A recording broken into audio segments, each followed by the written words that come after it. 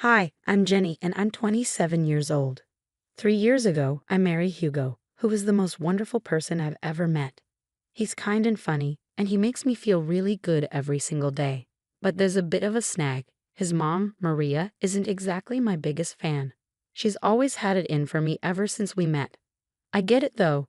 Hugo is her precious son, and she doesn't want him to get hurt. She's just trying to look out for him, but sometimes she goes a bit too far. She's the kind of person who might do little things that bother you on purpose, making you feel like you're the one who's being unreasonable. You know, we all have someone like that in our lives, right? Unfortunately, for me, that someone is my mother-in-law. But I'm a bit different. I'm the kind of person who speaks up when something isn't right, and I don't hold back. I think that's why Hugo likes me. He's more quiet and gentle, and they say opposites attract, don't they? I've studied a bit of psychology, so I can tell when someone has not some nice intentions. I think our strong personalities clash, which might be why she said something not so nice the first time we met. Jenny, shouldn't you cut down on your food? Everyone at the table fell silent, shocked by the unexpected comment. I felt deeply embarrassed, my face turning pale with humiliation. The table included me, my boyfriend Hugo, my father-in-law Kyle, and Maria, Hugo's mother. Kyle seemed too taken aback to say anything, lowering his head in solidarity with my embarrassment. Hugo, feeling a mix of embarrassment and anger, promptly scolded his mother. Mom, seriously. That's a terrible thing to say. Jenny can eat whatever she likes. Oh, honey, I didn't mean to upset you. I just want what's best for you, you know. I've noticed you've gained some weight. Hugo showed me your old photos, and you looked so much better back then. I mean, not that you don't look good now, but I'm just trying to help. I tried to stay calm, not wanting to make a scene since it was my first time meeting the family and I really liked Hugo. Even though I was embarrassed and irritated, I didn't say anything back. I just smiled politely and thanked her for her advice. Unfortunately, situations like that kept happening more often as we spent more time together. I hoped the teasing would stop once Maria realized I was good for her son, but it only got worse. On the bright side, I was getting along well with my father-in-law, Kyle, who was incredibly kind. While I grew closer to everyone in Hugo's family, Maria seemed to be the only one who didn't like me, and it was hard to figure out why. I even met Jack, Hugo's childhood friend who was practically part of the family. Despite everyone else being welcoming, Maria remained the exception. I felt grateful for the love and support I received from the rest of Hugo's family. However, things took a turn on my wedding day. Maria seemed determined to make trouble and tried to undermine me at every turn. She insisted my hair should be styled a certain way, like hers was on her wedding day. No, I want my hair like this, not in an updo. Thanks for your suggestion, Maria. I disagree. You look really unattractive. The bridal party gasped, but I wasn't surprised. I'd gotten used to Maria's comments. She tried to backtrack quickly. Oh, darling, I just mean you could look better. And I see a bit of myself in Jenny. She's a bright young woman. Even though I looked better at her age, she's beautiful in her own way. My father-in-law managed to stop Maria's harsh comments that day, but the hurt lingered. It wasn't like me to stay quiet and let it go. This constant negativity was wearing me down, making me lose my usual energy. Fast forward 3 years to today. We were at Hugo's parents' house for dinner, including Jack, so it seemed important. She wanted to share something with us, and I suspected it wasn't just a random dinner plan. Turns out, I was right. It was a nice surprise, but things took a turn when my mother-in-law started making an announcement. She had everyone's attention as she pulled out a piece of paper. Hey, everyone, I have something important to share. Since my birthday is coming up, I wanted to let you all know about my special plans. I've decided we're going to Hawaii. She showed us the paper confirming the trip. Wow, that sounds amazing. What? That's fantastic, Jenny. Hawaii sounds like a dream. Oh wow, this is incredible news. I'm thrilled beyond words. Thank you so much, Mom. Actually, you're not coming. Wait, what? Honey, what do you mean? That wasn't the plan. I made some changes last minute and canceled her ticket to avoid extra charges. So my ticket was already purchased and she just canceled it. Why does she dislike me so much? Mom, what's going on? Jack and I stayed silent as the tension escalated and harsh words flew back and forth. Eventually, Maria reluctantly spoke up after being pressed for an explanation. Okay, fine. I'll tell you why I decided Jenny shouldn't come to this family event. As I'm getting older, I want to spend my time with the people I care about most.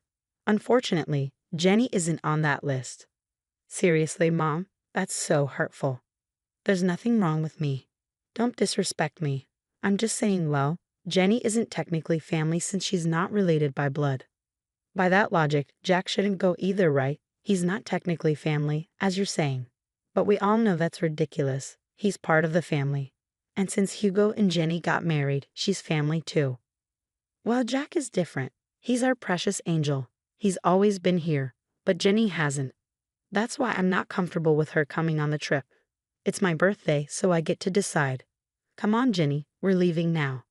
No.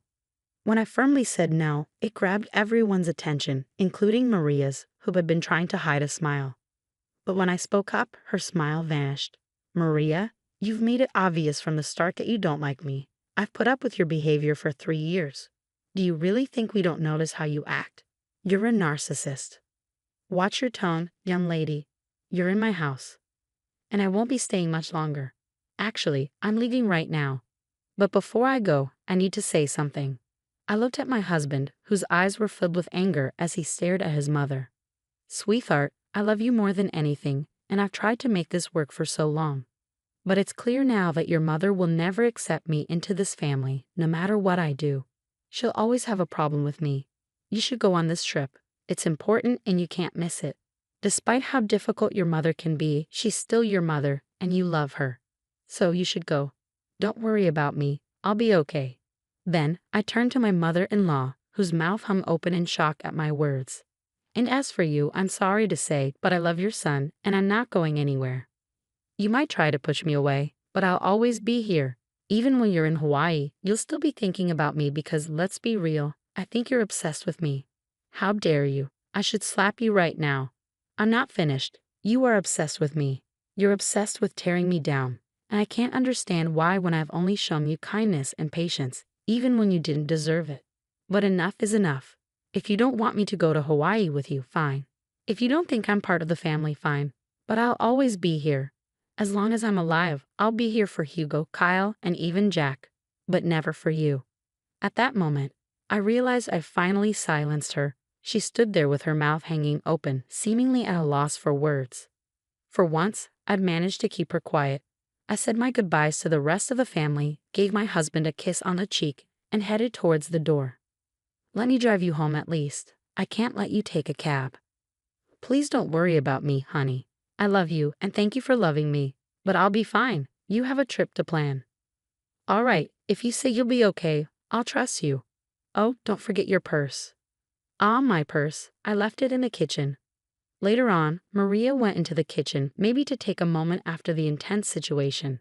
After being confronted like that, I'd need a breather too. What do you want? Don't worry about me, honey. I'm just here to get my things. Well, hurry up. I want you out of my house. I can't believe you said those things to me. With that, she stormed out, too angry to even see me off. I rolled my eyes at her dramatics and reached for my purse. Next to it, I noticed a piece of paper with Maria's handwriting. I assumed it was the trip itinerary, feeling a bit bitter about not going. Curiosity got the better of me, so I grabbed it and started reading. Dear Jack, you've always been like a son to me, and I love you dearly. Oh, it's a letter to Jack. That's a bit unexpected, but I suppose it's nice. As I continued reading, my curiosity got the best of me. The love and care you've shown me over the years will never be forgotten. I hate to admit it, but even when it comes to my son Hugo, I feel like the love we once shared is fading. Wait, what? She loves Jack more than Hugo? That doesn't make sense. As I continued to read the letter, each line shocked me more than the last. I couldn't believe what I was seeing. There was so much to process, and although it wasn't right for me to read the letter, I'm grateful I did. After finishing it, I paced in the kitchen, trying to figure out what to do. Then it hit me. Everyone who needed to know about this letter was in the other room. It was time to act.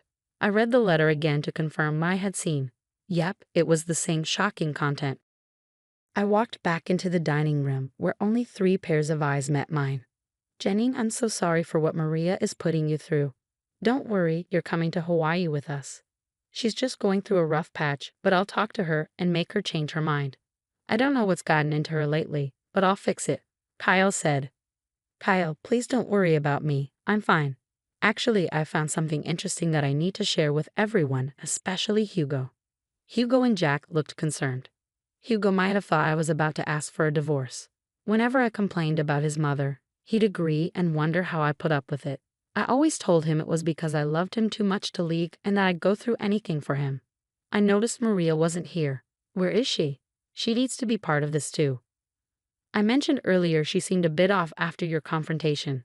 She said she got a headache and wanted to rest upstairs. She won't be down for a while. You know how she is about her beauty sleep. I sighed, irritated by Maria's habits that inconvenience others. This is really important. She needs to be here. It's okay, Jenny. You can tell us, and we'll let her know when she wakes up. I hesitated, wanting Maria to hear this too. I think you should just tell us, honey. It's okay, and you know Hugo struggles with anxiety. It's not good to keep him waiting. That was true. Hugo's anxiety was noticeable, and I didn't want to add to it. Okay, fine. I'll show you what I found when I was in the kitchen getting ready to leave. It's something important that you all need to know about. I pulled out the paper and began to read. It says, "Dearest Jack, you've always been like a son to me, and I love you dearly. The love and care you've shown me won't be forgotten. But even when it comes to my son Hugo, I feel like our love isn't the same." What? What does this mean? As I continued reading, the words sent shockwaves through the room. Hugo, things between us just aren't the same anymore. And I think it's because of Jenny. Since he married her, he's drifted away from me. He doesn't love me anymore. And so I don't think I love him either. But you're my son, and I love you. I've decided to update my will so that you inherit everything, not Hugo. I know it might hurt him, but I don't care anymore. That Jenny girl is to blame. She's poisoned my feelings for him. I hope you understand. I didn't want to tell you in person because I couldn't bear to see the rejection on your face. I know you love Hugo like a brother, and you might not approve, but I don't care. Everything, the money, the house, the cars, even my businesses, they're all yours. If you want to talk about it more, call me. I love you forever, your second mom. When I finished reading, the room was filled with a mix of emotions. Kyle looked like he might cry, Jack was stunned, but Hugo looked furious, like he was ready to explode. I can't believe she said all that. Is she serious? She cut me out of her will just because of Jenny? She's gone mad. I'm speechless. This is too much. I'm done with her toxic behavior. What do we do now? In that moment, an idea struck me. 1 week passed, and it was time for the planned Hawaii trip. Maria woke up to find a note from her husband on her bedside table. "Good morning, beautiful. We decided to let you sleep in a bit longer. Don't worry, your bags are all packed. Just meet us at the airport." Maria quickly got ready and headed to the airport, searching anxiously for her family members. She tried calling them, but nobody picked up. Assuming they were already on the plane, she hurriedly boarded her flight, hoping to meet them in Hawaii. She endured the 12-hour flight, and once she landed, Maria video called Kyle. "Hello. Kyle, where are you guys? I woke up late and saw your note, which was cute if I hadn't slept in. I got to the airport and tried calling, but no one answered. I assumed you had already boarded, but now we're in Hawaii. How exciting. Where are you? Let's meet up and start the fun." "That won't be happening, Maria." "What do you mean? Where are you?" "I'm at home." "What?" "I'm at home. We're all at home. Say hi, everyone." Kyle showed Maria on his phone that they were all sitting at the dining table where they received the upsetting news a week ago. "What do you mean? Why are you at home?" "You see, Maria, Jenny shared some eye-opening information with us last week. Since then, we've decided we'd rather spend our time in Florida with her than anywhere else with you." Maria gasped. "You think I wouldn't find out?" "Find out what, dear?" "Oh, don't try to sweet-talk me. You were really planning to cut me out of the will, Mom." Hi, how did you even find out about that?" "That girl you despise, Jenny, found your letter in the kitchen." "I don't know what you're talking about. Maria, lying won't help." "Jack, you have to believe me. I didn't do anything like that. We all read the letter, Maria. It's over." But, I didn't do anything. Jenny is lying." "Oh, really? You're so pathetic. It's nauseating. We all know the truth. Thank goodness I found that letter." "Hugo, Kyle, please." "No, Maria, enough. You're done. You don't get to say anything. Your hatred blinded you, and now you have to face the consequences of being alone on your birthday because of your actions. Use this time to reflect. But I'll be alone. It won't be fun. Maybe people would want to hang out with you if you weren't so unpleasant. Enjoy." With that, Kyle ended the call. We all sighed with relief, and I couldn't help but start laughing. Hugo joined in, and soon we were all laughing at the absurdity of it all. Maria's shocked expression was priceless. Her face went pale, and I could see her embarrassment. We laughed at the dining table, relieved that the truth was out. Maria spent her vacation alone, desperately calling Kyle to join her to avoid canceling expensive reservations. However, Kyle refused, insisting on setting ground rules for their marriage upon her return. Maria's attitude changed drastically, becoming apologetic and frantic, surprising everyone. Hugo made it clear that Maria needed a major attitude adjustment to remain in his life, or he'd leave her. He warned that any disrespect would result in him cutting ties. Jack realized he needed to stop enabling Maria's behavior by being overly nice. Maria's trip turned miserable, and she risked losing the most important people in her life. Her relationships with them became rocky, and she faced the challenge of change. I told Maria I needed time to forgive her, refusing to intervene on her behalf. Despite her apologies, Maria still tries to mend the broken relationships she caused. I hope she learned her lesson from this experience.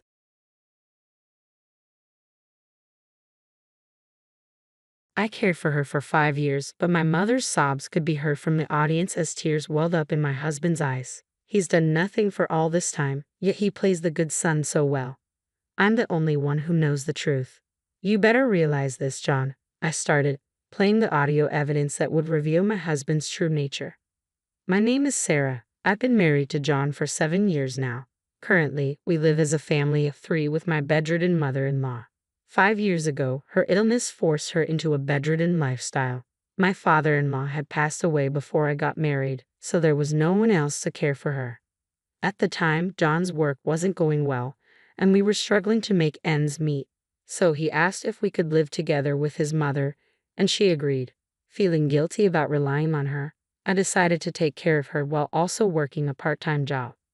My mother-in-law seemed to feel guilty about being cared for. I continued, recounting how she often tried to reassure me. "Sarah, that's enough. Please don't worry about me."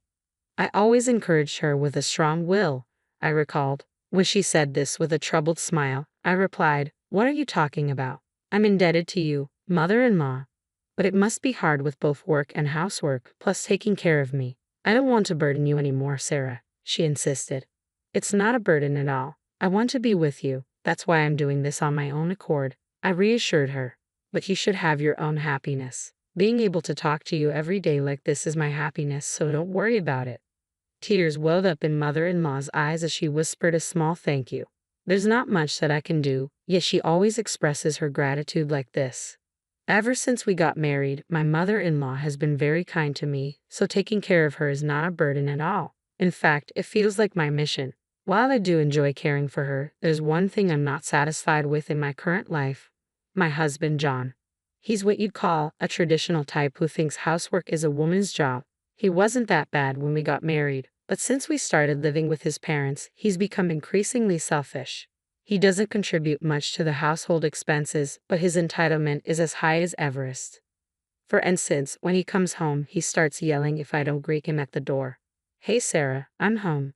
Why aren't you greeting me? Hurry up, get my stuff." I frowned at my husband and voiced my complaints. "Listen, John, I've told you before, I'm not your servant. You should do what you can on your own." "Huh? What are you saying? Who do you think is making the money for this family?"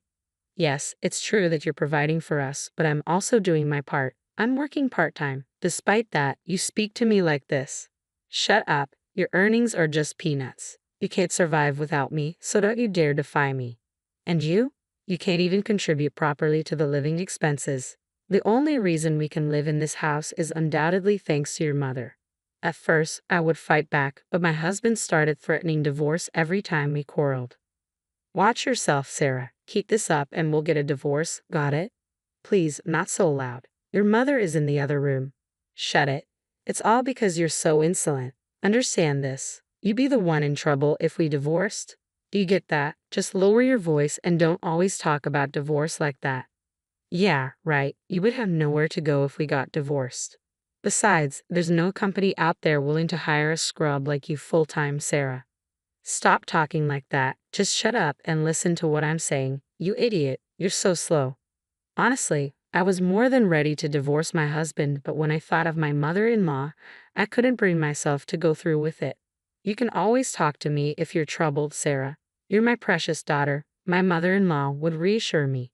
She was always very kind to me, as if we were truly mother and daughter. Because of her, I wanted to take care of her properly until the end. I wanted to repay her for all the kindness she had shown me. That's why I endured the painful days with my husband in this house. I couldn't entrust my mother-in-law's care to a man like him. Then one day, as I was preparing dinner, I heard the usual shouting from the entrance.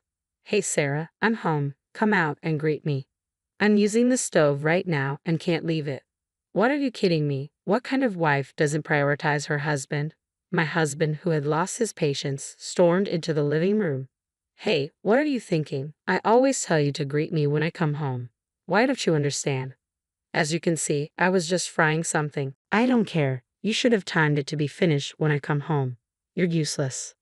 Well, you never tell me when you'll be home. I told you not to talk back. A useless and insolent wife is nothing but garbage. My mother-in-law, who had come out upon hearing the harsh words, spoke in a stern voice. John, that is no way to talk, is it? Oh, Mom, you're still alive. Sarah is working hard every day for this household for both of you and me. That's what a wife is supposed to do, right? She earns a little, is half-baked in housekeeping. She's basically social trash. Enough is enough. My usually quiet mother-in-law raised her voice on the spot. You wouldn't say what you want about me. Don't you dare slander Sarah. What, Mom? Are you on Sarah's side too? You two are colluding, huh? My mother-in-law, who usually remains silent, continued to speak. This time, John, one request. Ha! What is it? Just put me in a nursing home. I don't want to be a burden on Sarah anymore. Ha! A nursing home. Where do you think we have that kind of money? We still have your father's inheritance and my pension. I don't need a fancy place. At my mother-in-law's unexpected remark, I was at a loss for words. Mother-in-law, have you been considering this? Thinking about me? Tears welled up in my eyes at the thought of her kindness. However, it was completely lost on my husband. At the suggestion, he made a deeply disgusted face. Don't joke around. There's no way we're putting you in a nursing home. That's a waste of money. Please don't say that. Life would be easier in this house if I wasn't here. If we put you in a facility, the neighbors and my colleagues will start gossiping that I'm an ungrateful son, won't they? You don't need to worry about what people think. I still want to be a burden to you. Then shut up and do as you're told, old woman. I'm taking care of you. Isn't that enough? John, you don't do anything. Huh? I let you live in this house and I make Sarah work too. Isn't that enough for you, ungrateful woman? Unable to bear my husband's words, I raised my voice. Are you talking about who's the ungrateful one here? This house originally belonged to your mother, didn't it? Ah, are you talking back to me again? But that's true, isn't it? 5 years ago, when you were fired, we were in trouble, and didn't your mother-in-law gladly take us in? How can you say that? Ah, shut up, both of you. And I'm not doing this reluctantly. I'm taking care of mother-in-law out of my own will. Stop making unilateral decisions. Despite my desperate plea, my husband just said, "That's true. Troublesome," and left the room. In the awkward silence, my mother-in-law kept apologizing and crying. It's not your fault, mother-in-law. The one at fault is John. Every day, I was frustrated by a reality that I could not control. A few days later, while I was cleaning the house, a man who claimed to be an acquaintance of my mother-in-law's came to visit. Mother-in-law looked surprised, but she wore a full smile. Oh, is that you, Jackson? You came to visit. Well, if I was asked to visit my senior Linda, I couldn't refuse, could I? I remember treating you a lot at work when we were younger, right? Yes, yes, I'm grateful. So what's your will? Why did you call me today? Ah, yes, actually, looking at me, mother-in-law said, sorry, could you step out for a bit? Assuming they had a lot to catch up on, I happily agreed, saying, sure, and went out to buy some sweets. This man Jackson apparently was a junior when mother-in-law was working. It had been a while since I saw mother-in-law looking so happy. When I thought it was time to come back, Jackson was just about to leave. Oh, excuse me, I'm about to make tea. No, that's fine. We finished our conversation, but thank you for always taking care of Linda. She's a benefactor to me, so it's reassuring to know that she has a daughter like you. He bowed his head to me and left. Since then, Jackson has been regularly visiting mother-in-law, and they always have a lively conversation. It was a few months later that my mother-in-law's condition worsened, and she had to be rushed to the hospital. When I urgently called my husband, he responded with disbelief. My mom's in danger. As if I care. You're there, you can handle it. But the doctor said her condition's unpredictable. Please, I need you. Ah, no way. Plus, I'm leaving for a business trip today. What now? Of all times, please try to cancel it. Are you stupid? There's no way I can do that. Handle it on your own and don't call me until I reach out first. With that, he hung up abruptly. Not knowing what to do, I slumped down in front of my mother-in-law's hospital room. He's going on a business trip while his mother is in this state? This is just too cruel. How am I supposed to tell my mother-in-law? Just as I was sinking into despair, Jackson appeared. Oh, Sarah, what's wrong? Ah, Jackson. Something happened, right? Let's go to your mother-in-law's room for now. Okay. When we entered the room, my mother-in-law looked at us and struggled to speak. Jackson, you're here. So, does that mean you did what I asked? Yeah, but are you sure about this? Of course, I have to clear things up before I go, don't I? I understand. Then my mother-in-law weakly took my hand. Sarah, there's something I want you to know. What is it? My son has been withdrawing money from my account for his pension and spending it on his mistress. An affair? He's a man who treated me like a maid. I had some idea from the start, but to think he was even taking money from his mother's pension. I asked Jackson to investigate the matter. I see, so that's why my mother-in-law called Jackson to the house. Jackson, please record what I'm about to say. It will be my last will. Understood, Linda. Jackson slowly took out a voice recorder. Once he finished recording everything, he placed it in my hand. How you use this recording is up to you, Sarah. Up to me? Yes, I'm the only one who can avenge my mother-in-law. I squeezed her frail hand back with strength. The next day, my mother-in-law passed away, leaving her final revenge in my hands. On the day of the funeral, 2 days later, my mother-in-law, who had always been popular, drew a large crowd. Seeing this, my husband made an inappropriate comment. Wow, I didn't expect so many people to come. It's a great opportunity to show off my skills as chief mourner. What are you talking about? You weren't even there when she died. Ignoring my reproach, he continued casually, I'll make everyone cry with my touching eulogy. My bosses from work are here too. If they're moved by how filial I am, it could boost my reputation and lead to a promotion. Just kidding. How can you act like this when your mother just passed away? Just think about it. Now that mom's gone, I'll get dad's inheritance, right? Man, I'm so lucky. Ignoring my trembling rage, my husband cheerfully went on to give the eulogy. After the formalities, he began talking about taking care of his mother.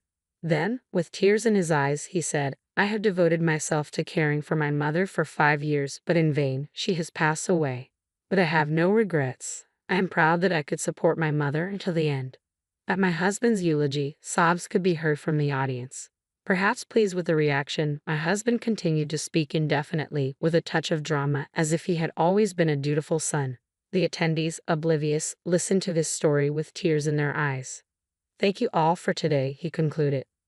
With his closing words, I stood up. As the room began to stir, I stood before my husband and took out a voice recorder.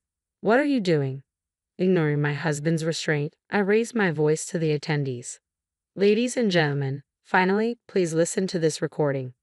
As I pressed the play button, my mother-in-law's voice flowed from the voice recorder, her voice at that time, recorded in the hospital. Thank you all for attending today. There's something I absolutely want you to hear, so I've left this voice message. My husband and even the attendees were stunned by the unexpected turn of events. I believe you've just heard my son's speech. Probably he was talking as if he had been a dutiful son. The recording continued in my mother-in-law's voice that knew my boastful husband well. She had a good grasp of his likely behavior as a parent. I increased the volume of the voice recorder so that everyone could hear. However, my son did not care for me. He just kept shouting at me and my daughter-in-law, Sarah. Of course, we have audio evidence of him verbally abusing Sarah and me. As my husband's face turned red, he shouted, "What is this? Stop this." Ignoring him, I continued to play the recording. Besides, hi son, I was withdrawing my pension from my account without my permission. I'm giving it to another woman, not Sarah. One day, I noticed something odd about my son and had an old friend look into it. And this fact came to light. The attendees were all filled with anger, while my husband turned pale. Finally, my mother-in-law delivered a final blow to my husband from heaven. "I have a request for everyone. Please do not give my inheritance to my son. You could donate it, destroy it, whatever. Anyway, I will not forgive my son. I need your help." With those words, the voice ceased. My husband was in a panic, shouting something, but no one was there to help him. On the contrary, all of the attendees were giving him cold stares. Looking down at my husband, I said coldly, "Do you understand? This is the result of what you've been doing. You abandoned the care of your mother and were having an affair. You've learned a lot from this, haven't you?" "Wait, Sarah, I was wrong. So, you are not going to say something stupid like, 'Help me,' are you? Let me tell you, I will never forgive you. After tormenting your mother and ridiculing people, there's no one who's going to help you. Suffer in hell." In the midst of the attendees' cold stares, my husband collapsed onto the ground, pale-faced. After that, I divorced my husband. There was no reason for me to be with him now that my mother-in-law had passed away. I later heard that he had been fired from his job. His boss had been at the funeral, so it was a predictable outcome. I demanded alimony from my ex-husband for his mistress. Apparently, his mistress was furious about this and promptly dumped him. A few months later, my ex-husband was able to find a new job through Jackson's introduction, but that was also part of my mother-in-law's plan. My ex-husband was working at a company known to Jackson, and from his salary, he was paying me alimony. Thanks to this, the alimony is paid to me every month without fail. Meanwhile, I started living alone with the money my mother-in-law had left me. Jackson, who was worried about me, even introduced me to a full-time job. All of this was apparently in my mother-in-law's will. I can't thank my mother-in-law enough for everything she's done for me. I said a prayer in front of my mother-in-law's grave and thanked her in my heart. "Thank you so much, mother-in-law." I swore to myself that I would cherish this life I was given thanks to my mother-in-law.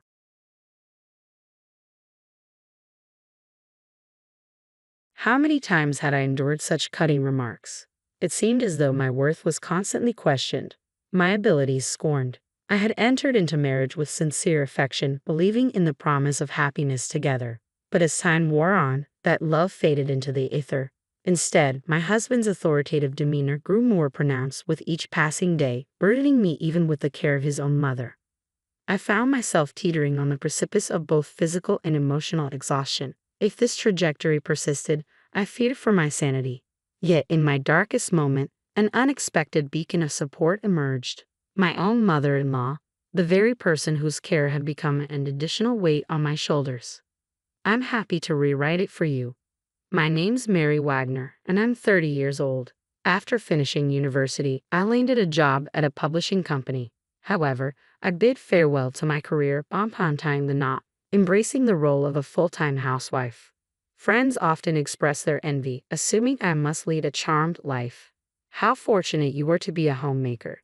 Your husband must be quite successful," they remark. But the truth is, my married life lacks the joy they envision. In fact, it feels more akin to a descent into the depths of despair. The root cause of my unhappiness: my husband Jack. Our paths crossed in the workplace, and after 2 years of courtship, we exchanged vows. Jack, 3 years my senior, possessed a reserved demeanor, and we weren't exactly the epitome of affectionate partners. Nonetheless, I was drawn to his steadfast sense of self and mature demeanor. I envisioned a tranquil, content life together. That was my hope, at least. Once we exchanged vows, Jack's demeanor underwent a stark transformation. Frankly put, he adopted a patriarchal stance. I came to this realization mere days into our marriage. At Jack's behest, I embraced the role of a full-time homemaker, throwing myself into domestic duties from the onset of our union. On that particular evening, I diligently prepared dinner, eagerly awaiting Jack's return. He arrived home a tad after 7 p.m. Upon surveying the meal laid out before him, his voice erupted with dissatisfaction. "What's this?" he barked.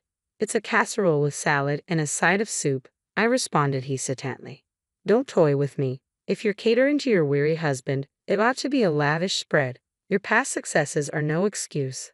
How can you falter at such basic tasks? You're utterly incompetent as a woman, utterly." "You could have said that differently," I murmur, my troubled expression met with Jack's glare. Suddenly, he hurls the dish of salad to the floor. A startled scream escapes my lips. "What?" "It's because you, as my wife, can't even manage the basics, isn't it?" Jack interjects sharply. I made my expectations clear.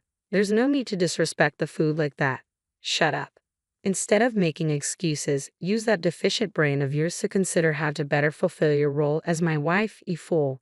It's the first time I've been called that. Sure, I've faced reprimands from my parents, arguments with my brother and friends, but never have I been subjected to such cruelty, especially from the man I love. It's only been a few days since our wedding. I never imagined he would react so harshly over a dinner choice.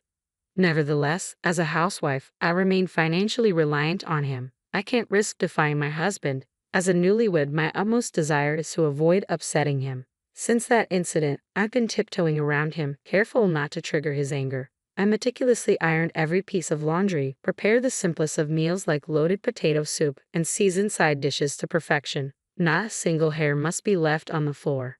Under this constant pressure, my nerves fray. Yet his patriarchal control only tightens. "There's a crease in this shirt sleeve. Can't you see?" he berates. "I am sorry. I'll iron it right away," I stammer. "I'm already running late for work." "You're always so slow," he complains. "I'll hurry," I assure him. "You won't have time. You're insufferable in the morning." "How much more do you want to upset me, you incompetent woman?" he snaps. "I'm sorry. Truly, deeply sorry. I apologize," my voice trembling. Whenever I erred, I instinctively lowered my head in apology, a practice enforced by my husband. Depending on the gravity of my mistake, the depth of my contrition varied.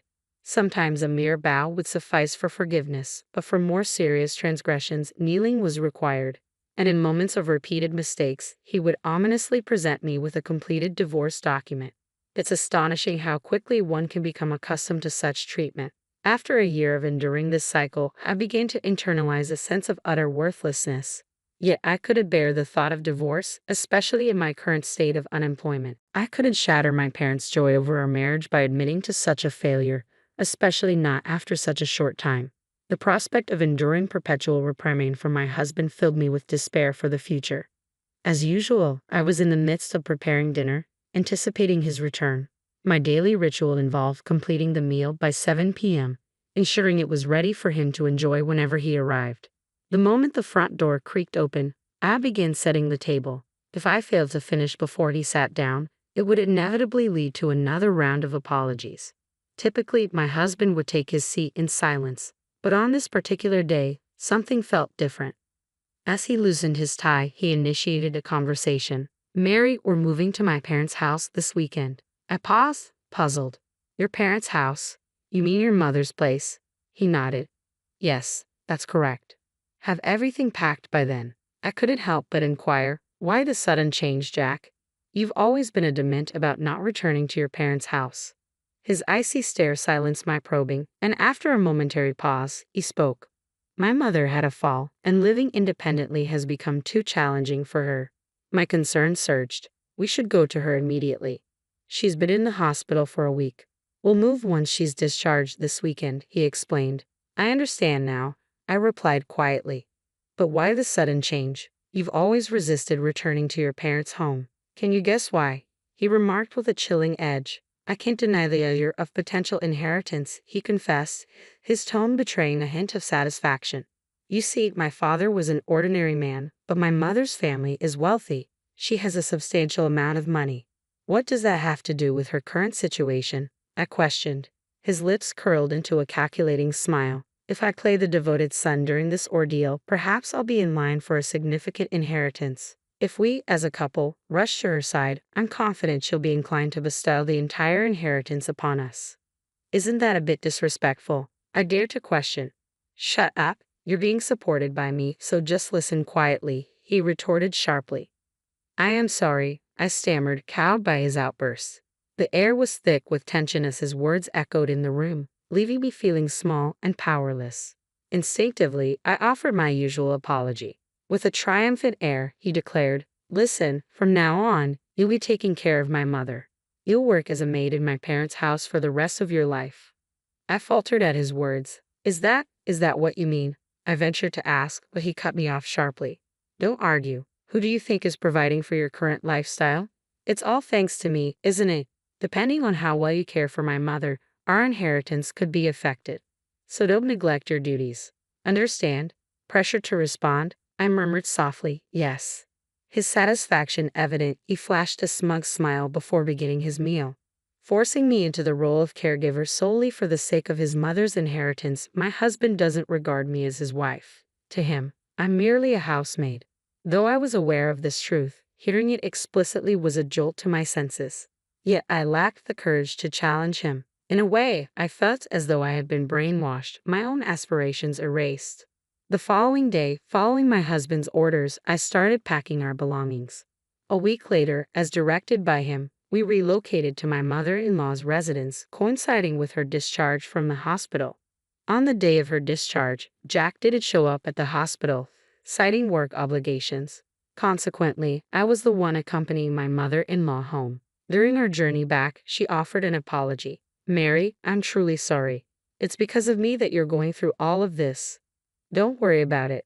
As a housewife, if I can lend you support while being at home, then nothing could be more important." I reassured her. "Thank you.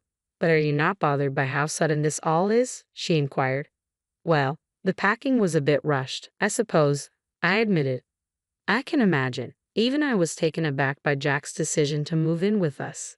I wonder what prompted him to do this so abruptly." "Mary, have you heard anything?" she pressed. "No, I haven't heard anything," I replied softly. It wasn't surprising that my mother-in-law found the situation peculiar. Jack had always harbored a dislike for her, often expressing his grievances with remarks like, "She's a nuisance and I'd rather not be around her." Yet he swiftly moved in with her upon her hospitalization, driven by the prospect of her inheritance. To be honest, I was startled by Jack's sudden change in behavior. However, I couldn't bring myself to disclose the truth to my mother-in-law. Striving to maintain composure, I concealed my inner turmoil. Thus began my life as a caregiver, navigating the unfamiliar responsibilities alongside the household chores in the spacious family home. Even amidst our return to his parents' residence, Jack's domineering demeanor remained unchanged, subjecting me to verbal abuse almost daily. In my mother-in-law's absence, there was no respite from the demands of housekeeping and caregiving, and my days were consumed with ceaseless activity from dawn till dusk. This routine persisted for about a month until one day, while I was attending to my mother-in-law's needs, she expressed her concern. "Mary, have you lost weight again?" No, please don't worry about it, Mother," I reassured her. "Are you certain? I noticed the same thing when you first moved in. You seemed much more fatigued compared to when you were newlywed," she remarked. She was correct. Over the course of our year and a half of marriage, I had shed 15 pounds. It wasn't due to skipping meals, but rather a diminished appetite and a lack of leisurely dining time. My mother-in-law discerned the changes in me, ones that even Jack hadn't noticed. Simply that acknowledgement eased some of my loneliness. Wanting to alleviate her concerns, I mustered a smile.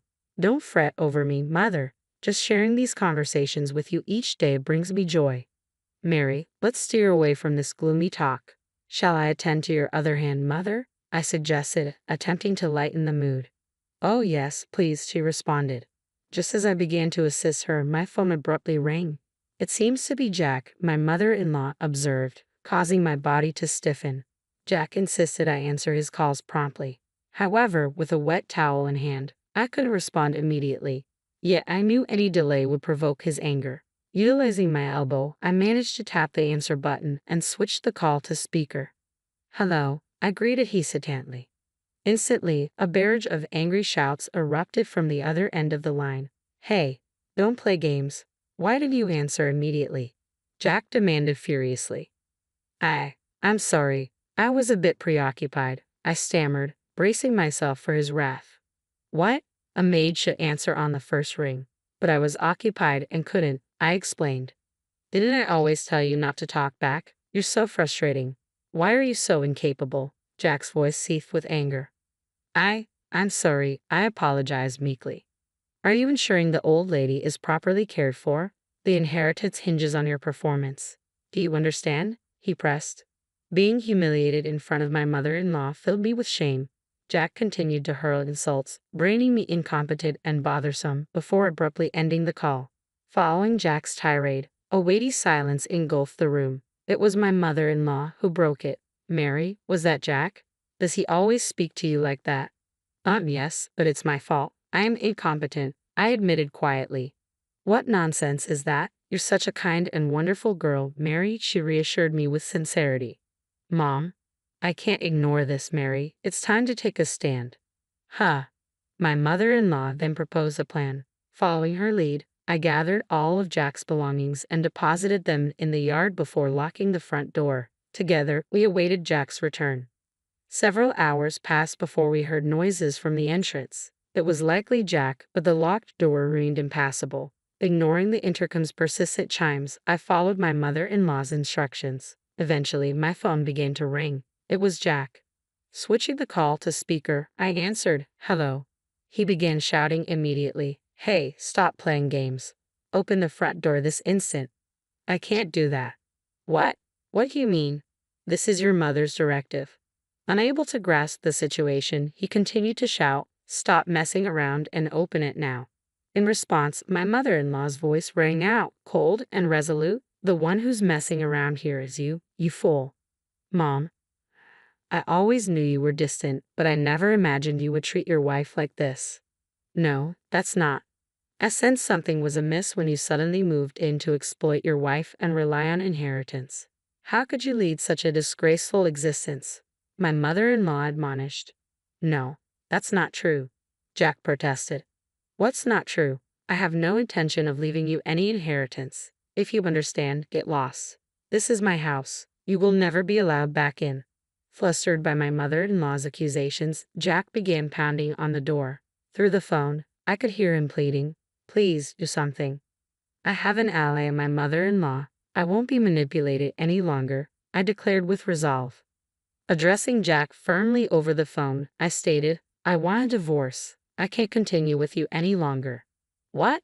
What are you saying?" he exclaimed in disbelief.